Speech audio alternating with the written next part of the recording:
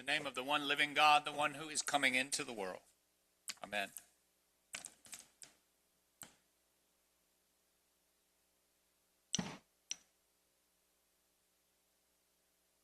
Right over in that hallway, about halfway up those steps, next to the lift is a little room called the sacristy. Many of you know it. That's where we keep candles and robes and bread and wine and all the other supplies that we use for worship at St. Paul's. We have hangings like these in different colors. We have a brass urn for ashes to be interred in our memorial garden. We have a special cushion for couples to kneel on for the blessing at the end of a wedding.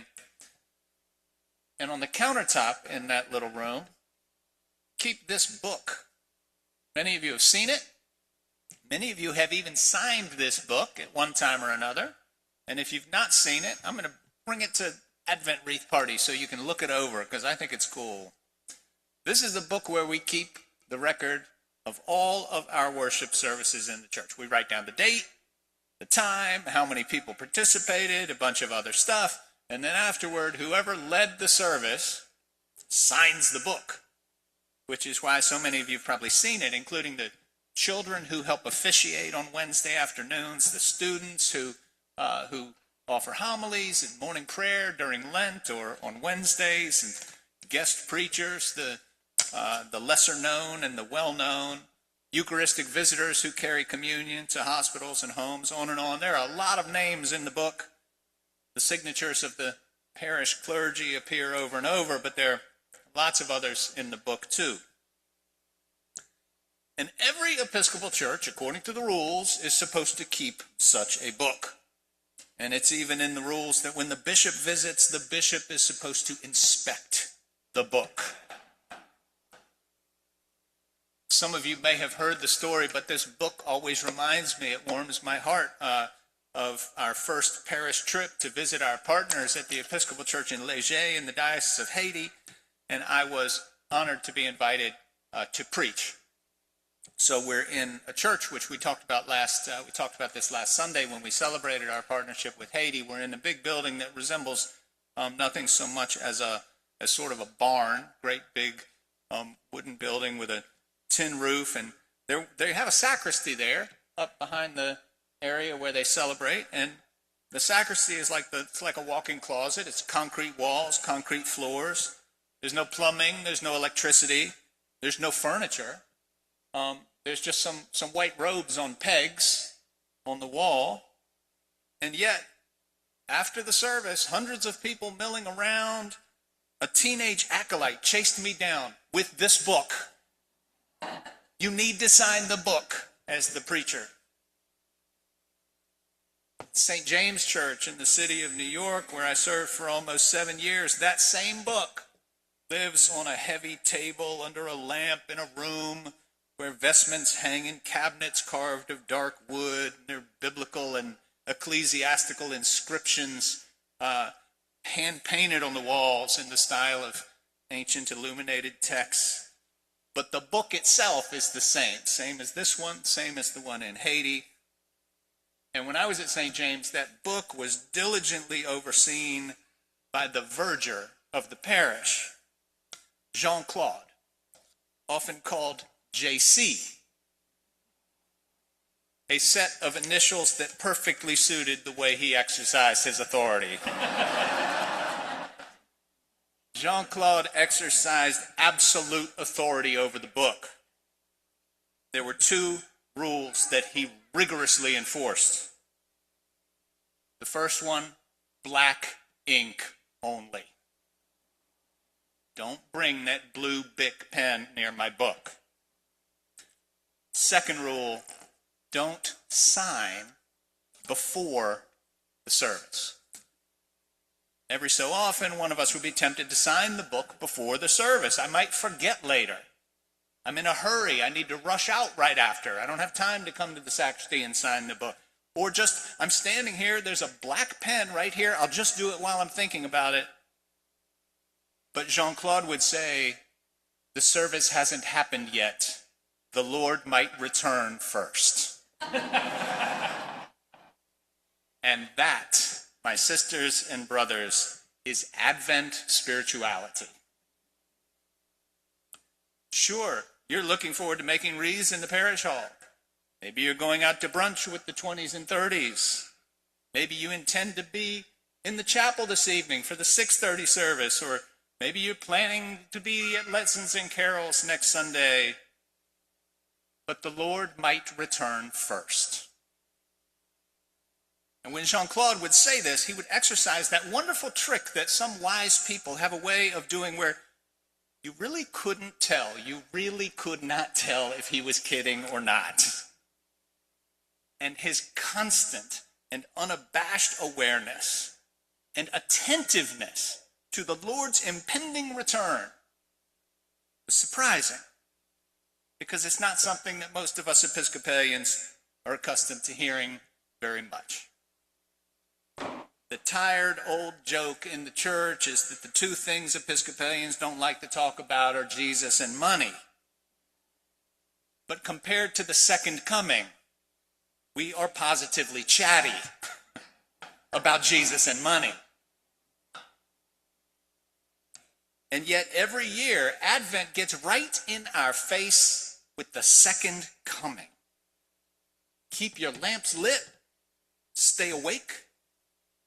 Be on the lookout for what God might do next. Be ready for what God might do next. Matthew's gospel, it actually sounds a little scary. We've got the women grinding meal, and one is left behind. We've got the workers in the field, and one is left behind. And we've got the talk of the time of Noah and those who were not prepared for God's future, being taken by surprise in the flood while just going about their business. The salient point of those images, I think, is not necessarily the terror, but the important distinction is between the ones who are prepared to make themselves available to be a part of God's future, and the ones who are preparing for the future that they themselves have cooked up, the future that they imagine, the future that they would like to build, the self-oriented future, which we all hold in our hearts and minds and in our dreams and our daydreams. And then maybe, or maybe not, but maybe we hope that God will show up in that future that we have cooked up for ourselves. This morning, Isaiah offers us another image of the coming of God's future, the coming of God's kingdom, and the tone strikes us as very different from that Matthew gives us, but it's the same future. God's dream, God's future, nations streaming to the light of the city on the hill. In both cases, the end is coming. The end is coming. But the end of what? The end of strife, the end of warfare, the end of trouble, swords into plowshares. Of course, those parts of us that are oriented to the world like swords and like spears are resistant and scared about that end that is proclaimed. I said last week that the ways of this world, when we hold them up against the ways of God, the ways of this world work pretty well for many of us most of the time, and that's a problem for our connection to God and God's future. But less so for our ancient forebears, whether we're talking about the time of Isaiah or all those centuries later, the time of Matthew. In Isaiah, the people of God are living in a small kingdom, constantly threatened by its neighbors, overrun century after century after century by one expanding empire after another. For the end of that strife and oppression to come would have been a marvelous promise. And in Matthew's community, you have the faithful people who are ostracized and scorned by their own brethren in the Jewish community because of the way they are responding to the revelation of resurrection. And at the same time, they have not been relieved of any of the anti-Jewish oppression of the world around them. So they're subject to the all the anti-Jewish sentiment and political oppression of the empire, and at the same time the ostracism of their neighbors, and yet holding on to the promise of God's future. That's the context of Matthew's promise that the Lord is coming. If you've studied the Gospels, whether in school or around a table in a church Bible study, you may recall that Matthew's Gospel is sometimes called the most Jewish Gospel because it's got the most references to the Scriptures fulfilled. Matthew is determined to portray the life of Jesus as the fulfillment of the Hebrew Scriptures. But Matthew's Gospel is also sometimes called the Gospel of the Church because in this potentially anachronistic way, Matthew's Gospel includes the beginnings of some of the institutional rules for community, for what we would now call church. And they may not be the kind of rules that tell you here about, which Saturday services count as Sunday services, or how do you count the communions that might take place as part of a wedding or a funeral. Those are actually the only services that get recorded on two different lines. It's pretty interesting to me. The church is subject to all the same failings and all the same temptations as the rest of humankind. Because we plan a future around ourselves and then we invite God to come along. You hear about this temptation, you hear about this failing every time in the discourse about the supposed decline of the church, whenever the conversation turns to relevance.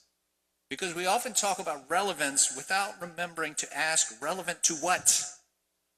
Relevant to whom?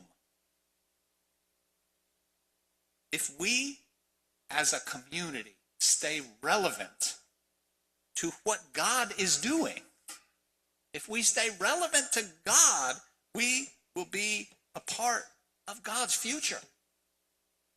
If our lives or our ways or our communities or our church is no longer relevant to God, then God's promised future will come nonetheless.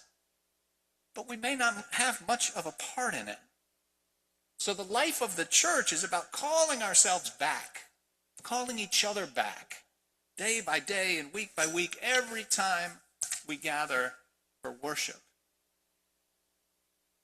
There is a part of me, and it's partly out of just loyalty and affection for Jean-Claude, that I would love to tell you that God's heart is sorely grieved when someone signs the book before the service. But I think you would know that I was kidding, so it wouldn't really work for me to say it like that. But the principle that we don't take our place in God's future as a given is worth holding on to. In Advent and all the time. So if you're looking for a spiritual resolution on this liturgical New Year's Day, I invite you to consider that. I invite you to consider that this book, the record of our worship services, is a celebration of how far God has already brought us in community. And it's a reminder of one of the purposes of our gathering like this for worship, that in prayer and in reflection in community, we would more and more and more seek to conform ourselves to God's future, to accept God's invitation into that future where swords are beaten into plowshares, to resist the temptation to issue invitations to God to show up in the imaginary futures we vainly construct for ourselves. Of course it's easier, and it's okay that it's easier to see our own visions and our own dreams more clearly than God's. We are the people who walk in darkness.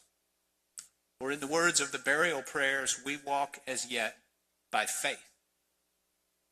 But together, even in the midst of strife, warfare, hardship, and oppression, we have the high calling and the privilege in the darkness of putting on the armor of light,